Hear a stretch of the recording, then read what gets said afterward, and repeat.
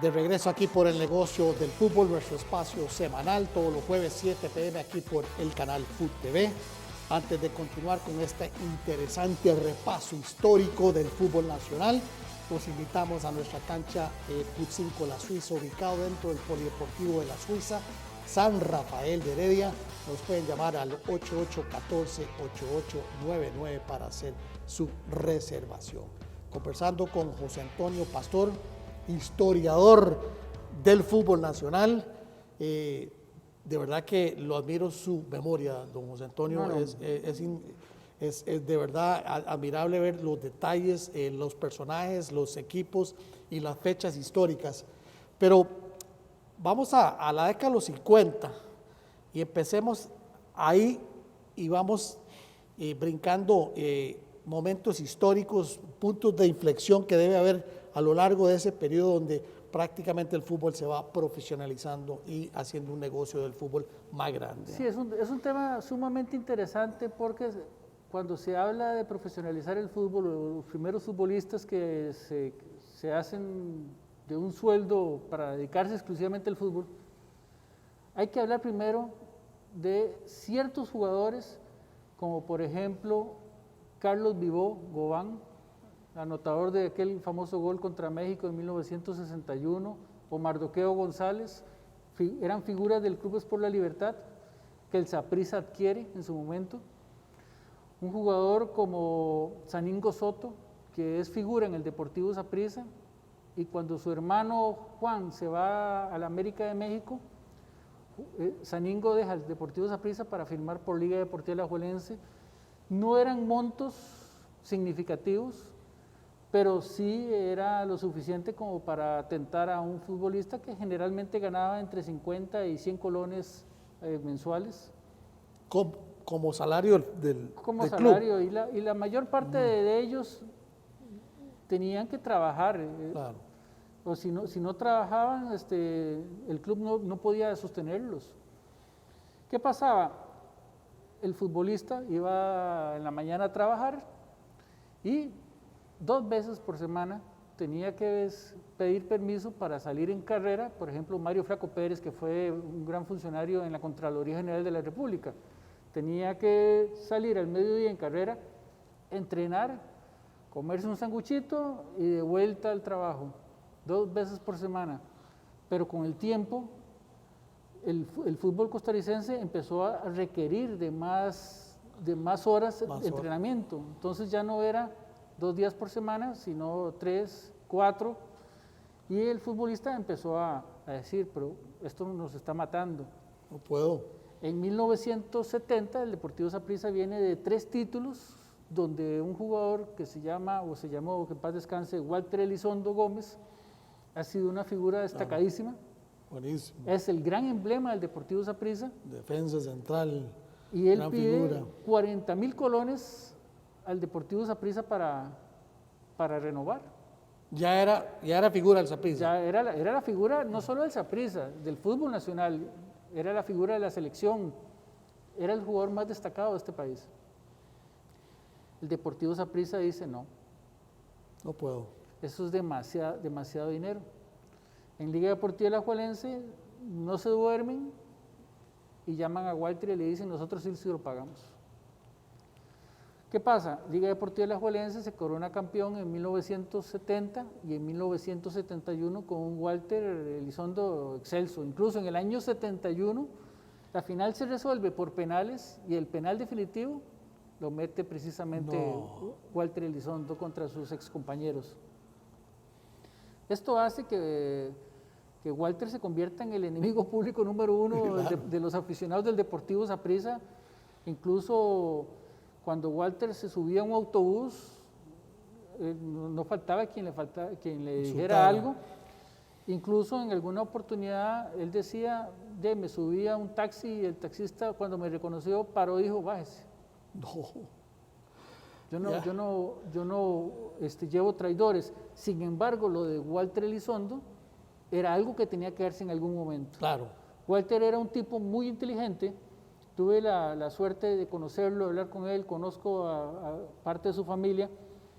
Y Walter, ¿qué había hecho? Walter había sido jugador de divisiones menores del Deportivo Saprissa. El Saprissa se lo vende al Orión en 1.000 colones, junto con otros jugadores, que todos eran grandes futbolistas. Y un año después dice el Saprissa, venga de nuevo porque usted es un crack. Lo contratan y Walter dice, ok, no es de por vida, yo voy a jugar una temporada y renovamos. Fue el primero que tuvo el valor de tomar la decisión de decir, yo voy renovando temporada por temporada o hacemos un contrato por 2 años, pero no más que eso. Yo necesito ganarme la vida porque yo quiero dedicarme a esto exclusivamente. Entonces, y en un principio hubo cierto recelo entre algunos compañeros. Claro. Incluso, cuando esto es algo que puede molestar a alguien, pero tengo las fuentes. Cuando él debuta con Liga Deportiva Alajuelense, los compañeros de la liga lo dejan salir primero. Y uno de ellos dice, para lo que gana, que le aplaudan a él. había una molestia seria.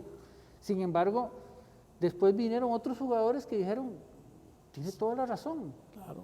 Nos están matando, no con el tema de que tengamos que correr cuando salimos de trabajar, sino que nosotros cuando que el negocio del fútbol ya está dejando y nosotros somos los actores principales y nos recibimos. Claro. Una gran cantidad de jugadores, llegaba el papá, herediano a muerte o liguista a muerte, firmaba de por vida y comprometía a su hijo a jugar prácticamente como un esclavo con esa institución, le gustase o no le gustase. Por falta de asesoramiento, por pasión, eran otros tiempos. Es más por pasión que por falta de asesoramiento, porque era lo normal. El niño llegaba a un club, era muy bueno, y le decían, firme este contrato, y el papá decía, claro, yo lo firmo. Pero qué injusticia el club, ¿verdad? Había jugadores que ganaban muy mal. Durante todos los años 70, 80, el fútbol estaba dividido entre 3 y 4 jugadores que ganaban bien y el resto ganaban bastante mal.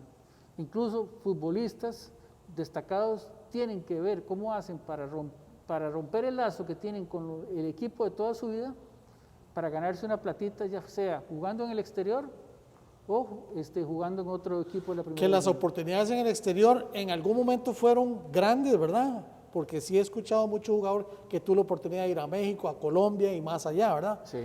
Pero otros, la gran mayoría no tenían esa suerte, ¿no? Y usted sabe que tampoco era que se hacían millonarios. Por ejemplo, Alejandro Morera, que jugó en Cuba, Cuba era la primera potencia en los años 30 que había en la región de CONCACAF. No existía la confederación, pero digamos en esta región, Cuba era la plaza más importante. De verdad. Quien quería jugar de verdad y ganarse unos pesitos, tenía que jugar en Cuba. Entonces usted tenía ahí jugadores checos, jugadores austriacos, jugadores mexicanos y muchos jugadores costarricenses que eran muy bien cotizados. Alejandro Morera, Quique Solera, Salvador Sotoburoy, muchísimos futbolistas de Costa Rica terminaron el fútbol cubano, regresaban para jugar con Liga Deportiva Alajuelense, donde prácticamente no ganaban, pero ya tenían ahí algunos ahorritos y eventualmente volvían a Cuba, o en el caso de Alejandro, se marcha a España a jugar con el... Ahí podrían, lástima por el espacio, porque hay que hacer un recorrido histórico muy rápido, ¿verdad? Ahí que podríamos brincar al primer mundial que participa Costa Rica, Campeonato Mundial ya de fútbol, como el punto de inflexión donde ya el fútbol nacional empieza a cambiar.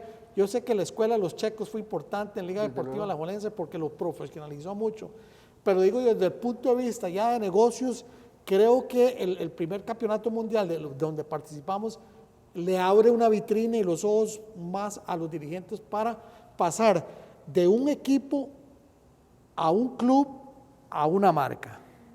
En efecto, el Campeonato Mundial de Italia 90 nos da una probadita del primer mundo del fútbol. Usted sabe que los seleccionados nacionales que juegan un amistoso antes del campeonato del mundo, tienen que pedirle al rival que les devuelva la camiseta porque no llevaban más uniformes, no llevaban más uniformes, había que jugársela. Cuando Costa Rica participa en ese campeonato mundial, se da cuenta de que está tan atrasado en el fútbol que si no toma una decisión rápida y da un vuelco de timón, esto no va a funcionar. Y eso se manifiesta en una serie de situaciones, como por ejemplo, Costa Rica viaja al Mundial y poco después tenemos que empiezan las ventas de camisetas. Empieza el merchandise. Empieza la venta de llaveros, pero ya en serie. Empieza a venderse banderas. Empieza a venderse una serie de signos externos, claro, que los clubes dicen, hombre, aquí estamos recibiendo dinero. Había un argentino que en paz descanse, Juan Carlos Stanek, que entra en el Deportivo Saprissa. Él había estado muy ligado al equipo River Plate, es muy amigo de Fabio Garnier, y Fabio le da la carta abierta para hacer y deshacer en el tema comercial. Y don Juan Carlos empieza a traer todo tipo de productos. Y el Saprissa se da cuenta de que tiene una maquinita de hacer dinero. Claro.